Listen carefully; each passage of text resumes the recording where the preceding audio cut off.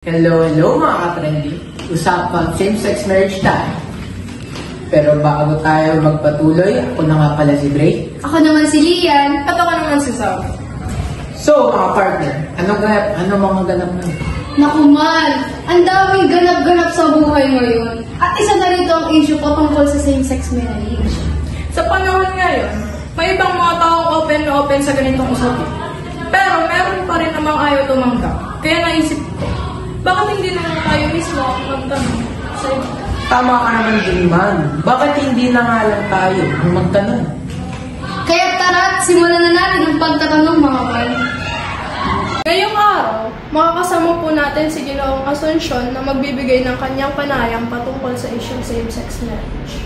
Para sa inyo, dapat bang gawing legal ang same-sex marriage sa Pilipinas? Okay, so para sa akin, dapat nga ba maging legal ang same-sex marriage sa ating bansa? For me, bilang isang parte ng isang LGBTQ community, of course, hindi po ako magiging against sa kasiyahan or kaligayahan na may bibigay sa amin ng mga parte ng isang community na yon. Pero, kung ang susundin natin ay batas, I think wala tayong kapangyarihan para sawayin kung ano man ang binibigay ng bansa para sa atin. Ngunit be a good follower na lang as ay subordinates ng ating bansa. So kailangan na lang nating sumunod kung ano ang ipinag-uutos ng bansa. So kung sa kaligayahan man lang, of course, deserve natin each individually na maging masaya on their own way. So, para sa aking opinion, yes, I am agree na maging legal ito para sa ating bansa dahil ang gusto naman ng Diyos para sa atin ay maging masaya ang isa't isa, diba? So, that's all. Makakasama naman po natin si Ginoong Bringas na magbibigay naman ng kanyang panayam patungkol sa isyong same-sex marriage. Sang-ayon nga ba siya o di sang-ayon? Atin pong alamin ang kanyang kasagot. Para sa akin, ang same-sex marriage is kailangan i-approve or ipasa sa Pilipinas dahil ang marriage is symbol of love. So, bakit natin kailangan hayaan lamang ang mga straight or babae ka natin na magkaroon ng kasal? So, ba't hindi bigyan ng chance yung mga iba yung sexual orientation kasi pinapakita naman nila yung pagmamahal. So, kailangan bigyan sila ng chance kasi ang marriage is symbol of love. So, nagkakaroon din ng pagkakapantay-pantay sa lipunan kung bigyan sila ng chance kahit sa marriage. Kahit nasa grado ang marriage, bigyan sila ng chance na magkaroon ng same-sex marriage sa Pilipinas. Ayun lang, then pinapakita natin na included sila or pinapakita yung inclusion sa lipunan kung pati yung iba yung sexual orientations is nagkakaroon din ng kasal para sa kanila. So, yun. Guys, so ngayon kasama naman po natin si Binibining Dayang Hirang na magbibigay ng kanyang panayam tungkol sa same-sex marriage. Atin pong alamin ang kanyang kasagot. Para po sa inyo, dapat bang gawing legal sa Pilipinas ang same-sex marriage? Okay. So, para sa akin, marriage is a bravest and beautiful thing that the two person can ever decide. So, for example, yung dalawang taong nagmamahalan, kapag nakapag-decide na sila or pag umabot na sila sa step na mag-decide na magpakasal, it means sure na sila sa isa't isa. It means handa na silang magsama habang buhay sa hirap at ginhawa. So, bakit natin ipagkakait yung kaligayahan yun para sa kanila? Malaki na yung mundo, malaking mundo, magulo. So, para sa akin, mas maganda na ibigay natin yung kaligayahan yun. Hanggat wala tayo tinatapakan na tao, ang pagmamahal ay pagmamahal. So, for me, go lang ako sa same-sex marriage hanggat walang tinatapakan na tao. Ngayon, naman po si Ginoong Dizon na magbibigay ng kanyang panayam patungkol sa isyong same-sex marriage. Para sa inyo, dapat bang gawing legal ang same-sex marriage? Okay, so good afternoon, grade 8 researchers. So para sa akin, hindi dapat gawing legal yung tinatawag natin same-sex marriage. Unang-una, sabi sa Biblia, ang lalaki at babae ay pinagsama ng Diyos. So dapat talaga sila ang magsasama simula nang sila ay pag-isang o magkaroon ng tinatawag na pag-isang no? So hindi ako naniniwala na kung bibigyan natin ng legal na dahilan yung pagsasama ng lalaki sa lalaki, babae sa babae, yan ay lalabag sa utusan ng banal na kasulatan. Kung inyong maaalala, doon sa Gomorra at Sodoma, yun ay dinigma ng Diyos sapagkat ang lalaki at babae ay nagsasama ng walang kapaligiran. Kaya para sa akin, ito ay hindi nararapat bigyan ng legal na karapatan na ang lalaki sa lalaki at babae sa babae ay ikasal or yung tinatawag natin same-sex marriage. Thank you so much. Kasama naman po natin ngayon si Binibining Loba na magbibigay naman ng kanyang panayam patungkol sa issue same-sex marriage. Para po sa inyo, dapat bang gawing legal ang same-sex marriage sa Pilipinas? For me, hindi. But I am a part of LGBTQ, pero hindi po ako agree with same-sex marriage kung aaprubahan man dito sa Philippines. Kasi we all know that Philippines is a religious country. So,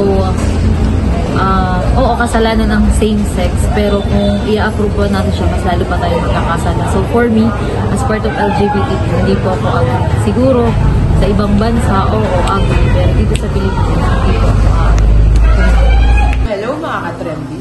So ngayon, ito po si Ate Joy, estudyante ng Santa Dorotea Academy, na magbibigay ng kanyang panayam. Sa tingin mo ba dapat bang gawin legal sa Pilipinas ang same-sex marriage? Sa akin pong opinion, dapat pong illegal ang same-sex marriage sapagkat lahat po tayo may kadayaang mahalin ang taong gusto natin.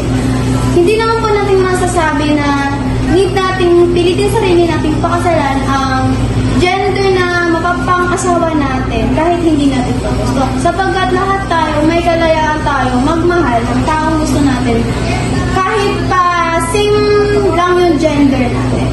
Yun lang po. Salamat po sa inyong opinion, Ate Joy, at pagbabalik. Kasama naman po natin si Cyrus Clamares na isang estudyante mula sa eskwelahan sa Santa Dorotea Academy. Sa tingin mo, dapat bang gawing legal ang same-sex marriage dito sa Pilipinas? Para sa akin, hindi dapat natin ilisan ang same-sex marriage dito sa Pinas. Kasi naniniwala ko, ang tao dito sa Pinas ay puro judgmental at nagbibigay lamang ng discrimination sa sinasabing mga LGBTQ na tinatawag.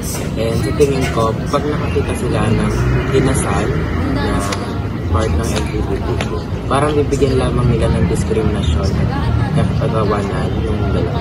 Kaya dapat, para sa atin, dapat sa ibang bansa na lang illegal yung same-sex marriage kasi naniniwala ko na mas may kalayaan na magsama ang dalawang part ng LGBTQ sa ibang bansa. Sabi ko pala yan. Napanood ko ba yung mga naging kasagutan ng mga ilang kaguruan kanina? Di ba napakaganda ng kanilang mga naging sagot sa tanong natin, di ba? Oo, napakaganda ng kanilang mga kasagot. Maghanap naman kaya tayo ng ibang mga tao na maaring makapagbigay ng kanilang sagot sa isyong same-sex marriage. Ito naman ngayon si Kuya. Si Kuya. Ay po, na magbibigay ng kanyang kasagutan patungkol sa issue about same-sex marriage. So, Kuya, para sa inyo po, dapat bang gawing legal sa Pilipinas ang same-sex marriage? Para sa akin, payag ako. Sa tingin ko naman kasi walang problema kung papayagan nila. Sa ano lang naman nagkakaroon ng usapin sa mga religion. Kasi naman sa ibang bansa wala naman nagiging problema. Yun lang. Ngayon nakapagbigay na ng kanila mga suggestion ng ilang mga kaguro at estudyante. Ngayon maghahanap naman tayo ng iba na maaaring makapagbigay din ng kanyang opinion patungkol sa same-sex marriage. Ano po sa inyo? Kasi magbabalik tayo kasi dun sa yung sa scripture, di ba? Ano pong ginawa ni Lord? babae at lalaki lang. No? So, dapat doon tayo mag-stick. Wala naman siyang ginawang bakla at tomboy, di ba? So, yung kung ano yung image na ginawa ni Lloyd, doon tayo mag-stick sa babae at lalaki lang. So, sa same-sex marriage, hindi ako pabor. Kasi nga, ang babae ay para sa lalaki, para magkaisa sila. Pero hindi babae sa babae, walang sinabi ng gano'n ng Diyos. Lalaki sa lalaki, walang sinabi ng gano'n ng Diyos. So, yung tanong ay kung dapat bang maging legal ang same-sex marriage sa Pilipinas? Para sa akin, oo naman. Kasi kung mahal ng dalawang tao ang isa't isa, kahit pa magkapareho sila ng kasarian, eh dapat malaya silang magmahal. Kasi bakit naman hindi?